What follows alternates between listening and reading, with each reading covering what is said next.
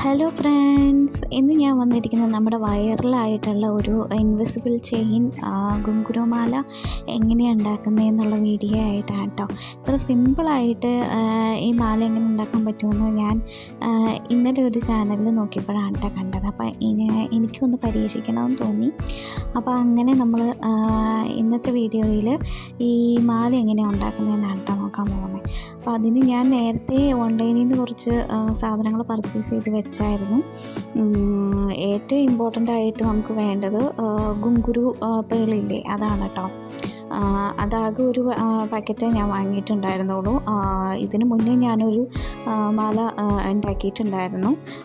ഇതിപ്പോൾ രണ്ടാമത്തെയാണ് കേട്ടോ ചെയ്യാൻ പോകുന്നത്. പിന്നെ അതുകൂടാതെ പിന്നെ നമുക്ക് വേണ്ടത് ഇൻവിസിബിൾ ചെയിനാണ്. ഇൻവിസിബിൾ ചെയിൻ എന്ന് വെച്ച് കഴിഞ്ഞാൽ അത് 2 ഷെയ്ഡായിട്ടാണ് വരുന്നത് കേട്ടോ. അതായത് സിൽവറും ഗോൾഡനും ആയിട്ടാണ് വരുന്നത്. എൻ്റെ കയ്യിൽ രണ്ടും ഉണ്ടായിരുന്നു. നമുക്ക് സിൽവറിൻ്റെ ആവശ്യമില്ല, ഗോൾഡൻ വെച്ചിട്ടാണ് കേട്ടോ ചെയ്യുന്നത്. പിന്നെ നമുക്ക് ആവശ്യമുള്ളത് ലോക്കിംഗ് പേളാണ്. ലോക്കിംഗ് പേളും പിന്നെ അതേപോലെ തന്നെ ലോക്കിംഗ് റൗണ്ടും, ഈ 2 സംഭവമാണ് ഇമ്പോർട്ടൻ്റ് ആയിട്ട് പിന്നെ ഇതിൽ വേണ്ടത്. ഞാൻ ഒത്തിരി നാളായിട്ടോ ഇത് ചെയ്യണമെന്ന് വിചാരിച്ചിരിക്കണം. പിന്നെ എനിക്ക് സമയം കിട്ടിയില്ല. ഇതാണ് ലോക്കിംഗ് പേൾ എന്ന് പറയുന്ന സാധനം. പിന്നെ ഇതാണ് ഫിഷ് ഹുക്ക്, അതായത് നമ്മൾ മാല ലോക്ക് ചെയ്തതിന് ശേഷം നമുക്ക് ഇടാൻ വേണ്ടിയിട്ട് ഉള്ള ഹുക്കാണത്. പിന്നെ ഇത് ചെറിയ പേളാണ് കേട്ടോ. ഇത് ഞാൻ ഹാൻഡ് വർക്കിനൊക്കെ യൂസ് ചെയ്യുന്ന പേളാണ്. അത് നമുക്ക് വേണമെങ്കിൽ ഇതിനകത്ത് വേണമെങ്കിൽ യൂസ് ചെയ്യാം കേട്ടോ.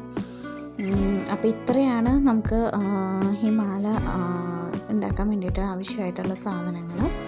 പിന്നെ 2 പ്ലെയറുകളുണ്ട്. അതിൽ ഇതെന്ന് വെച്ച് കഴിഞ്ഞിട്ടുണ്ടെങ്കിൽ നമുക്ക് ലോക്കിംഗ് പേള്, അതായത് അത് ലോക്ക് ചെയ്യാനൊക്കെ യൂസ് ചെയ്യുന്ന കുറച്ച് അറ്റം കോർത്ത ഒരു പ്ലെയറാണ് കേട്ടോ. മറ്റേത് ഇതെന്ന് വെച്ച് കഴിഞ്ഞിട്ടുണ്ടെങ്കിൽ നമുക്ക് വയർ കട്ട് ചെയ്യാനുള്ള കട്ടിംഗ് പ്ലെയറാണ്. സാധനം കട്ട് ചെയ്യാനും ഒക്കെ യൂസ് ചെയ്യുന്ന ഒരു പ്ലെയറാണ്. പിന്നെ അതിന് ശേഷം നമുക്ക് മാല ഉണ്ടാക്കണമെങ്കിൽ അതിനൊരു അളവ് വേണമല്ലോ. അപ്പോൾ ഒത്തിരി ലെങ്ത്ത് കൂടി പോവാതെ നമ്മൾ ഉണ്ടാക്കുന്നത് ഒരു നെക്ലേസ് മാലയുടെയൊക്കെ ഒരു രൂപത്തിലാണ്. അപ്പോൾ ആ ഒരു അത്രയും ലെങ്ത്ത് മതിയായിരിക്കും. ഓവറായി പോയി കഴിഞ്ഞാൽ വൃത്തികേടാവും. അപ്പോൾ അതിനനുസരിച്ച് ഞാൻ കട്ട് ചെയ്തെടുത്തിട്ടുണ്ട്.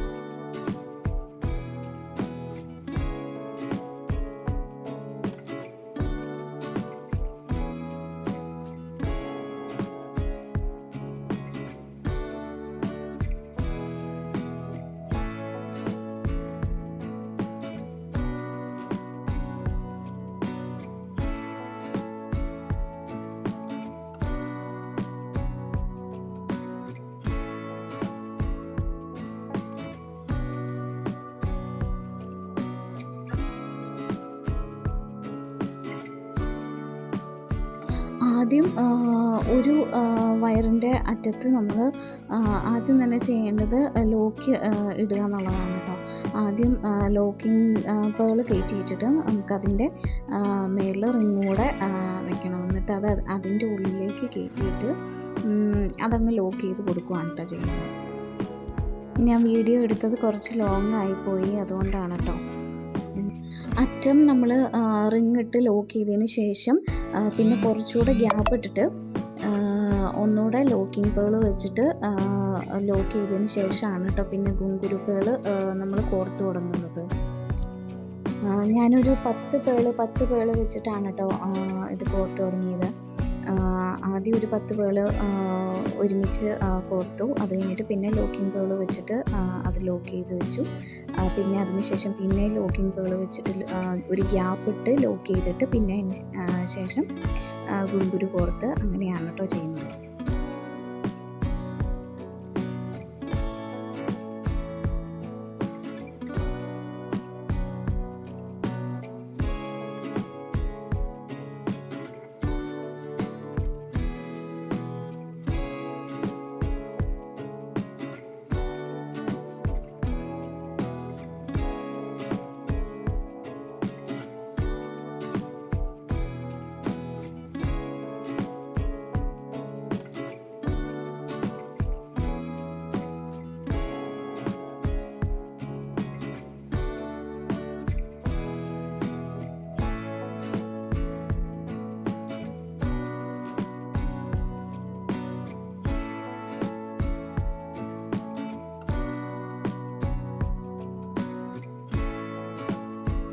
അങ്ങനെ ലാസ്റ്റ് നമ്മൾ ഇത്രയും ചെയ്തിട്ടുണ്ട് കേട്ടോ. ഇങ്ങനെ ഗ്യാപ്പിട്ട് ലോക്ക് ചെയ്തിട്ടാണ് നമ്മൾ പേള് കോർത്തിട്ടത്.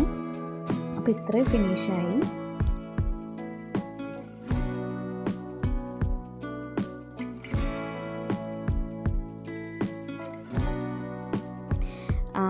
അപ്പോൾ നമ്മൾ ഇത്രയും ആക്കിയിട്ടോ.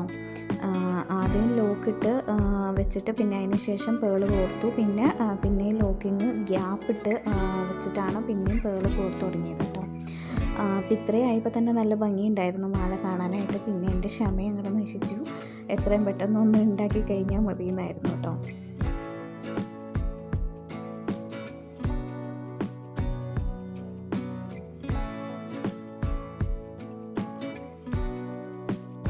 അങ്ങനെ ലാസ്റ്റത്തെ അറ്റത്ത് നമ്മൾ ചെയ്യുന്നത് ഫിഷ് ഹുക്കില്ലേ, ആ ഹുക്കാണ് കേട്ടോ ഇടുന്നത്.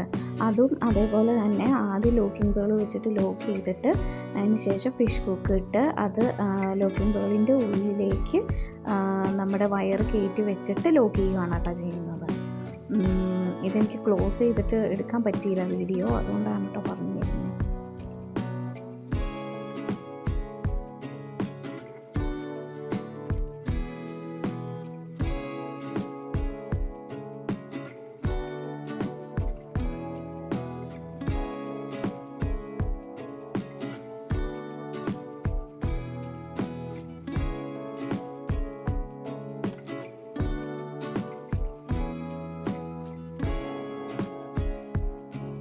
അങ്ങനെ നമ്മളുടെ മാല റെഡി ആയിട്ടുണ്ട്. എന്തായാലും കാണാൻ നല്ല ഭംഗിയുണ്ടായിരുന്നു കേട്ടോ, നല്ല രസമുണ്ടായിരുന്നു. ഇട്ട് കഴിഞ്ഞപ്പോഴാണെങ്കിലും അളവൊക്കെ കറക്റ്റായിരുന്നു എനിക്ക്. അപ്പോൾ എനിക്ക് ഒത്തിരി ഇഷ്ടമായി. നമ്മൾ പുറത്തുനിന്നൊക്കെ മേടിക്കുമ്പോൾ ഇതിനെന്തായാലും ഒരു 170 അല്ലെങ്കിൽ 200 ആ റേഞ്ചൊക്കെ വരും. അപ്പം നിങ്ങൾക്ക് ഇഷ്ടപ്പെട്ടെങ്കിൽ ഒന്ന് സപ്പോർട്ട് ചെയ്യണേ. ടാറ്റാ.